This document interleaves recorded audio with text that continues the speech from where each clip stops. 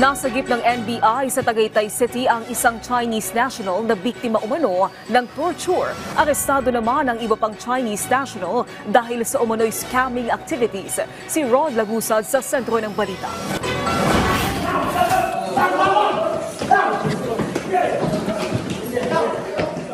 Sinalakay ng mga tauhan ng Cybercrime Division, Special Task Force at Human Trafficking Division ng National Bureau of Investigation ang bayan na ito sa Tagaytay City. Pakay nilang iligtas ang isang Chinese national na biktima ng torture.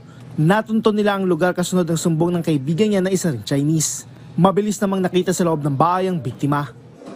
Sa kuwang ito, makikita na kinukuryente ang biktima. Puno rin ng latay ang kanyang likod.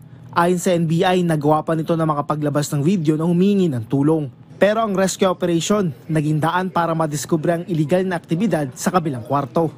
Nagulat kami na tumambad sa amin ay itong mga suspects na ito behind their respective computers at nagkukonduct ng mga scamming activities.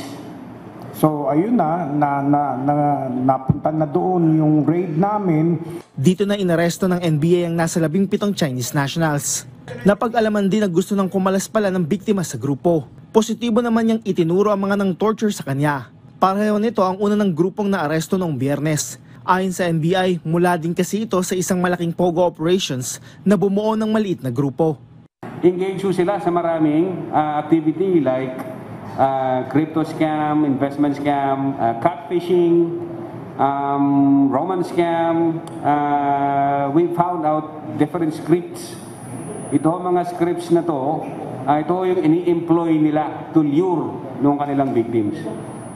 The usual method, ang kanilang operations is within the field, pero yung targeted victims nila outside jurisdiction ng Philippines.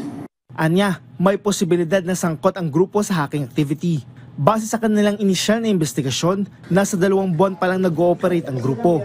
At ang mga nakuhang cellphone sa mga suspect ay posibleng pinapasukan ng mga na-scam na pera. Wala namang naipakitang dokumento ang mga nahuling Chinese. Naharap sa kasang qualified human trafficking ang 3 itinuro ng biktima na nanakit sa kanya. Habang lahat naman sila ay naharap sa paglabag sa Anti-Financial Account Scamming Act. Rod Lagusad, para sa Pambansang TV, sa Bagong Pilipinas.